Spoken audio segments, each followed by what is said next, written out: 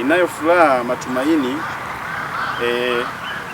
kwa ajili ya kupokea mwenge wa uhuru ambao ni mwenge umeanzishwa na baba wetu, baba wa taifa hayati Mwalimu Julius Kambarage Nyerere, ukiwa na maana kuu nyingi sana katika kuimarisha upendo, haki, usawa na maendeleo ya kijamii katika taifa letu la Tanzania.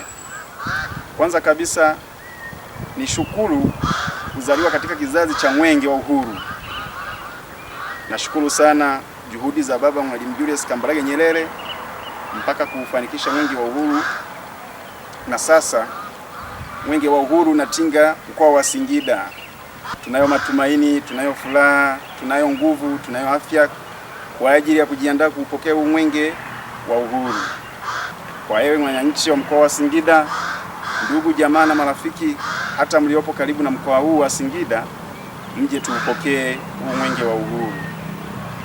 Mwenge wa uhuru umejikita katika mambo mengi sana, ikiwemo kupambana na rushwa, ambapo ni jukumu langu mimi na wewe mwananchi kujipanga kuzuia, kupambana pamoja na kutokomeza swala la rushwa.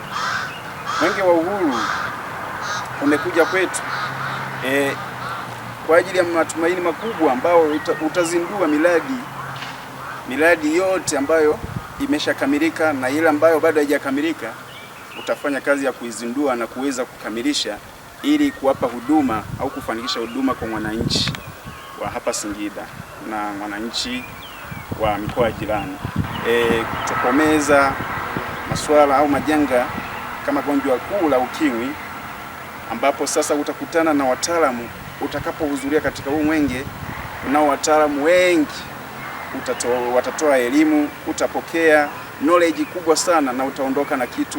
Nipende kuwashukuru na nipende pia kutumainia kuwa tutakuwa pamoja, enyi wananchi wa mkoa wa Singida na watu wote ambao tutakuwa pamoja katika kushiriki ili kupokea mwenge wa uhuru.